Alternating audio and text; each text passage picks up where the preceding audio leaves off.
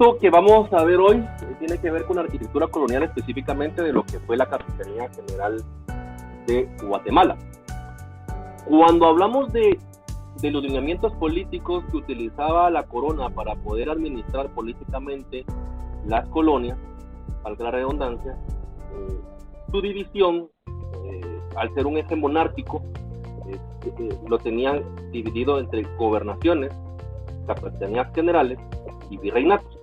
Los virreinatos obviamente eran gobernados por un virrey que era designado por el todos los puestos eran designados por el rey.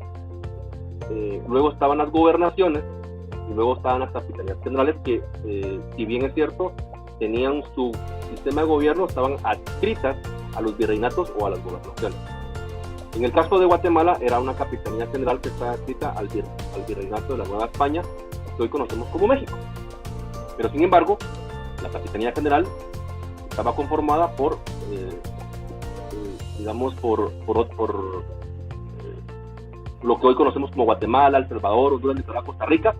Panamá no, porque Panamá pertenecía al virreinato de Nueva Granada, lo que hoy es Colombia. ¿Okay? En algún momento era el virreinato de La Plata, el virreinato de Perú, que se fueron dividiendo el transcurso de la historia en el momento que se necesitaba mejorar la posibilidad de gobernarlos políticamente.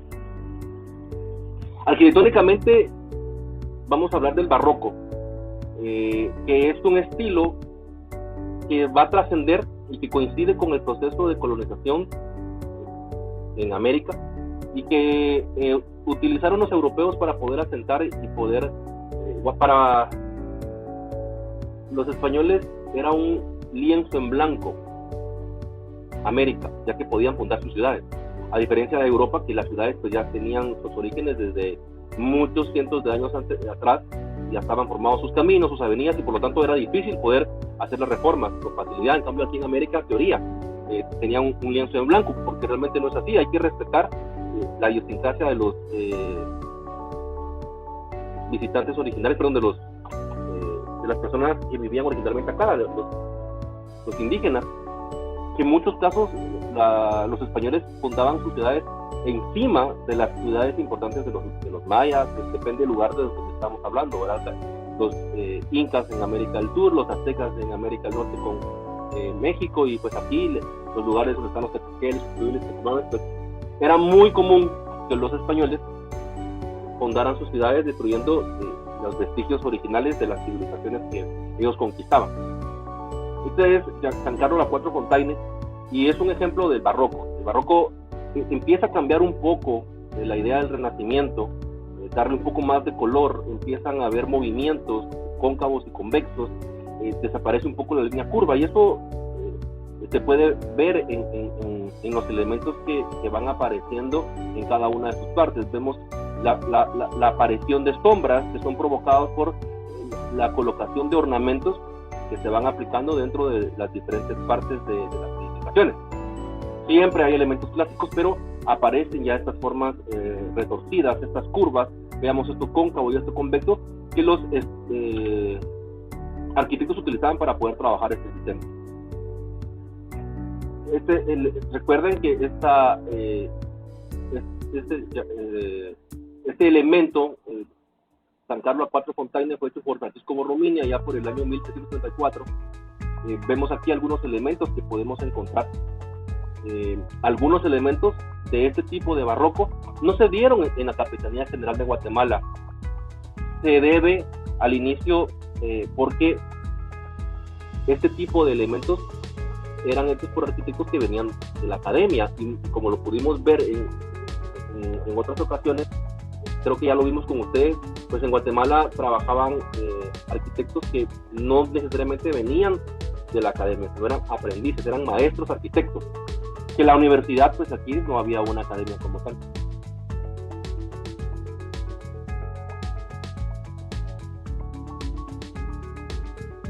Se sabe, o se han estudiado, que mucha de la influencia del trazo de las fachadas en la Capitanía General tiene su influencia en el barroco italiano, como lo podemos ver acá. Este es Jacopo Borozzi de Vignola. Este es en Roma, en Italia. Entonces podemos ver este tipo de fachadas que van a ser influenciados por el desarrollo de la fachada retablo en América, tomando en cuenta las diferentes formas de arquitectura que hay. Si recuerdan, la ciudad de Guatemala tuvo diferentes traslados. De 1543 a 1773, el tercer traslado que se fundó en lo que hoy conocemos como Antigua Guatemala, de alguna manera tenía este trazo tipo damero. Si bien es cierto, ese irregular, se puede ver perfectamente que se trazó las calles y avenidas de manera oriente y poniente, a través de un tablero damero, una plaza central, plazas en algunos de los extremos, que era el denominador común dentro de las ciudades fundacionales al principio de la colonia. Aproximadamente las manzanas tenían 100 varas de cada lado. El Vitruvio influyó mucho en cuanto al Renacimiento y el Medioevo. Recuérdense que en 1573 Felipe II crea las ordenanzas de la nueva población, o las famosas leyes de Indias de 1681, que esta es la primera parte. Entonces ahí se denomina o se establece cómo se deben de fundar las ciudades, cómo se deben de fundar las ciudades. Hay que tomar en cuenta que la colonización fue un proceso ordenado, un ordenamiento para poder tener un control político administrativo de la ciudad, de los lugares que eran conquistados. Este mismo esquema también se utiliza en los pueblos de indios, y un dato muy interesante es que las plazas también tenían ceibas. Esto se debía a que el tamaño de estas podía proporcionar sombra a las personas que estaban trabajando o paseaban o se encontraban por este lado.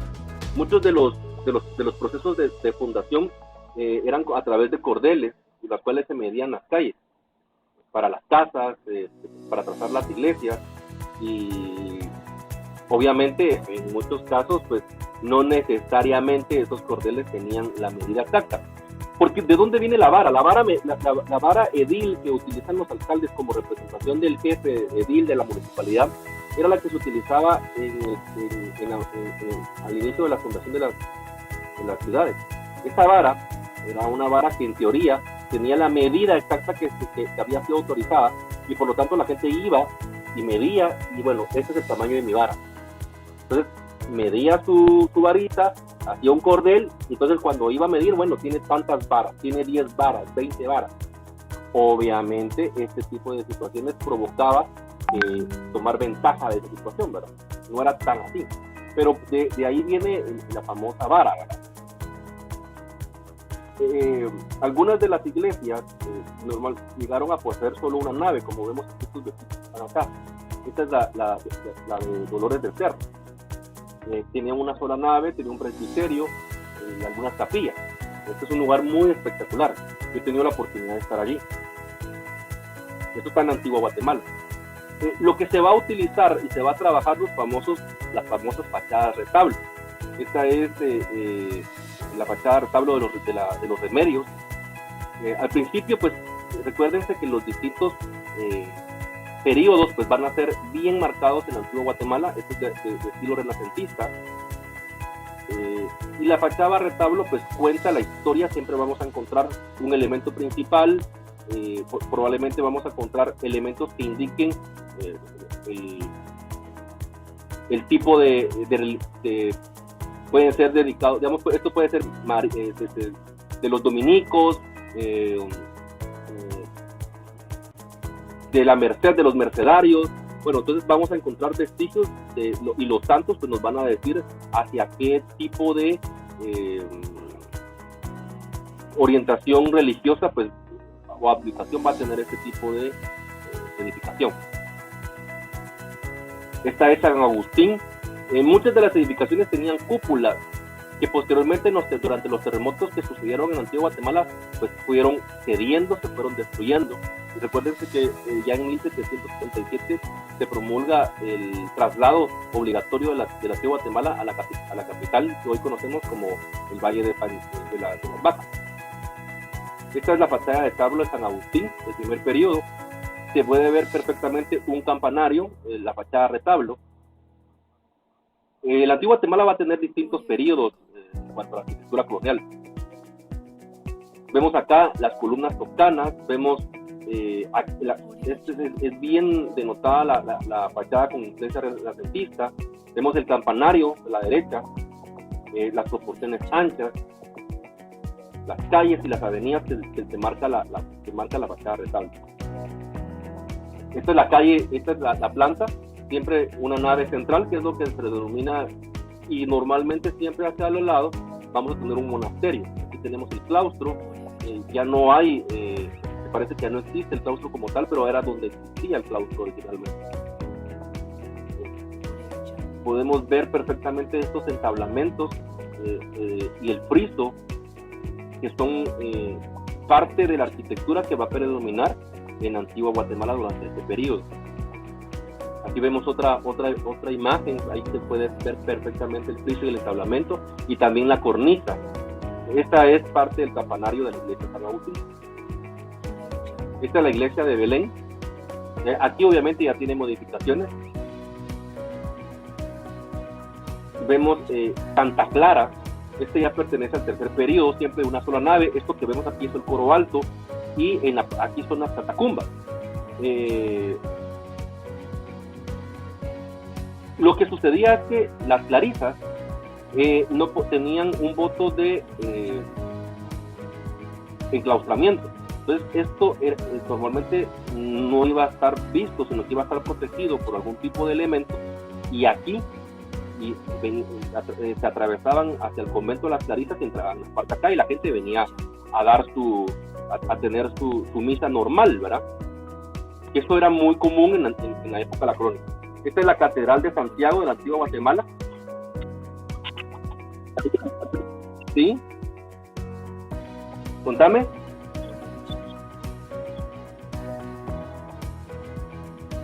Sí, la iglesia de Belén.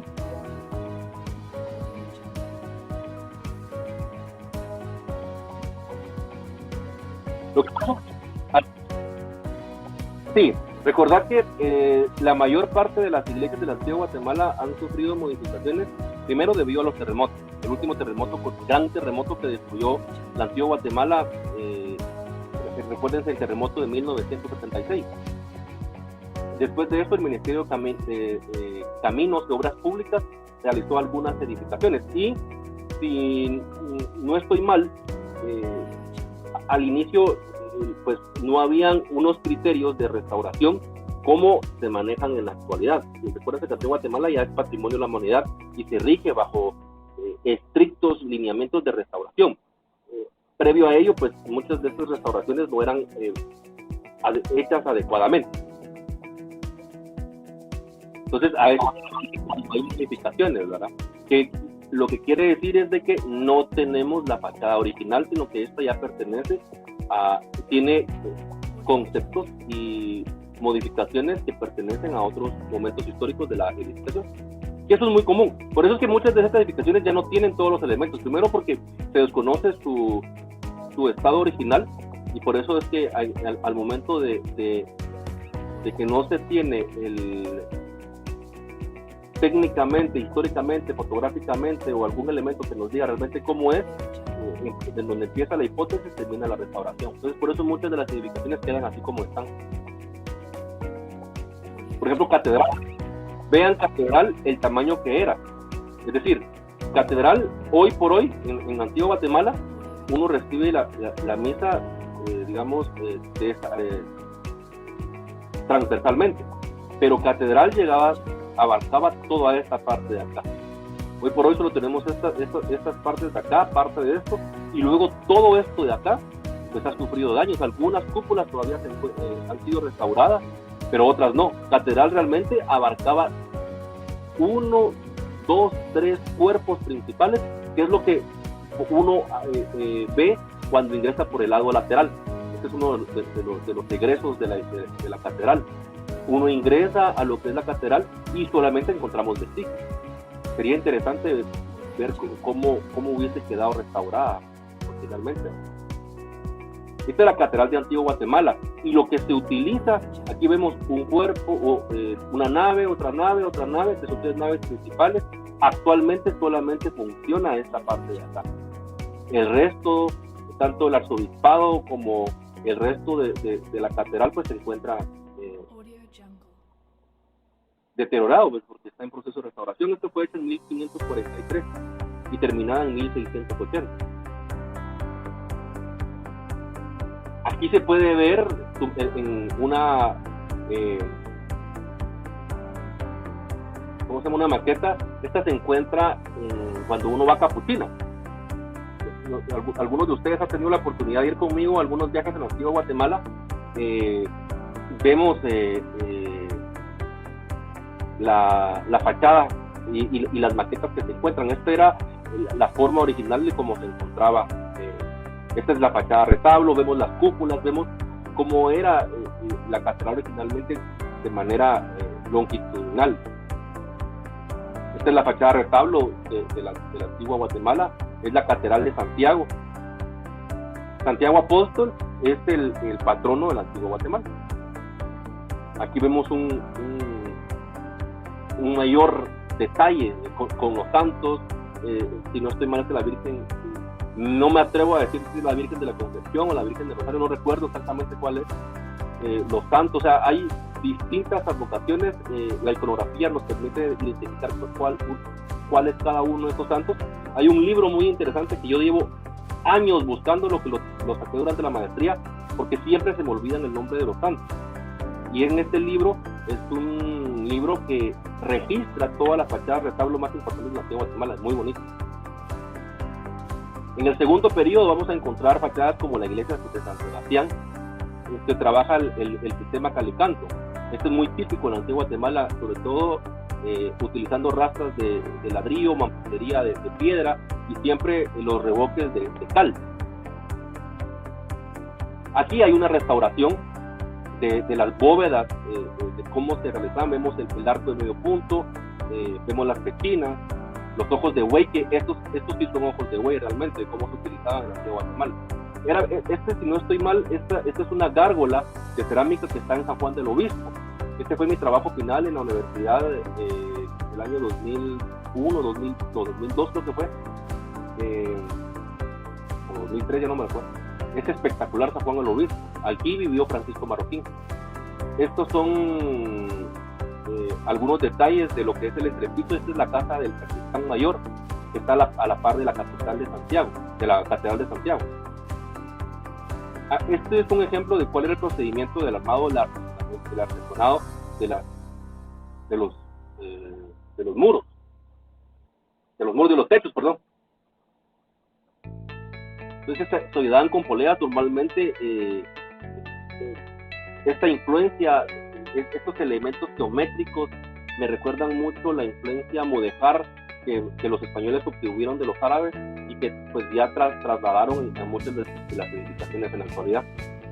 Después que se tenía el artesonado, pues se forraba con matimbre los tendales y ya se le colocaba la teja. Este era el artesonado de las cubiertas normales. En muchos de los casos, las vigas tenían ciertas decoraciones y eran expuestas.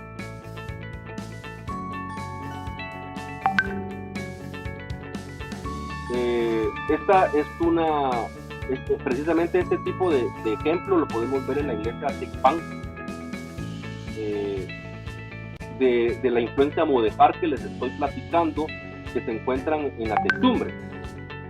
Se sabe que este tipo de sistema, lamentablemente, la iglesia de Tecpan cayó en el terremoto de 1976.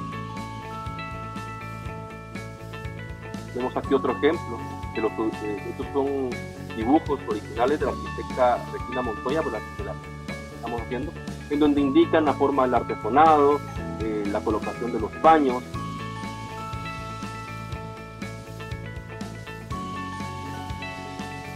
Este tipo de artesonado también lo podemos encontrar en las iglesias de México.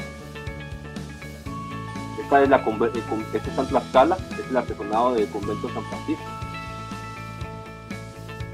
Este es el famoso lazo de artesón. Este está en la Compañía de Jesús de Santiago, Guatemala. Este es otro ejemplo de lazo. Esa es lo que queda del lazo de la iglesia Tecpan, que son elementos que están o que pertenecen a la cubierta, que es lo que estamos viendo acá. Este es lo que queda del artesonado de la iglesia de Patzum. Esta es una fotografía durante el proceso de la restauración. Así era el artesanado de la iglesia de San Sebastián, la original. Hoy por hoy lo que podemos encontrar, o bueno, esta es mi hipótesis, son elementos de PVC, algo que llora sangre. Todavía podemos encontrar algo. Creo que la última vez que fui a ver la iglesia de San Felipe la Antigua, todavía el problema es que como al no usarse hay mucha humedad y probablemente el deterioro va a seguir en aumento, algo así era, ¿no? Que era muy común en las iglesias. Esta es la iglesia de San Cristóbal de Totonicapán.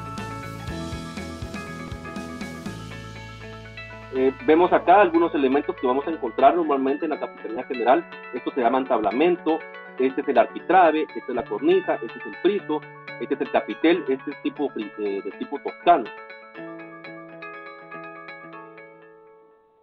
Esto es una chimenea o linternía. Eso está en la cocina del claustro de San Jerónimo. Y este es un ejemplo de terraza española, que normalmente está hecho con elementos de vigas de madera y luego sobre los cuales las vigas se van colocando por capas, baldosas de barro, con ¿cómo se llama esto? Con salieta de cal, y luego en la parte final pues se le coloca un impermeabilizante que normalmente es lejía, el famoso jabón de coche que le llamamos. Elementos que también encontramos en los sistemas constructivos que vamos a encontrar en la antigua Guatemala son las famosas pilastras adosadas, cuya función primordial es estética. Esta es la Compañía de Jesús y ahí podemos ver estas pilastras adosadas, función es estética, y eso lo encontramos mucho en la antigua Guatemala. Este es el Palacio Arzobispal que se encuentra en la antigua Guatemala, que está junto a la catedral. Y aquí vemos por acá que actualmente uno ingresa a las ruinas de la catedral. Así es como era originalmente. La catedral era enorme, era hermosa, pero debido a por los terremotos que no se han sido restaurados, no se ha podido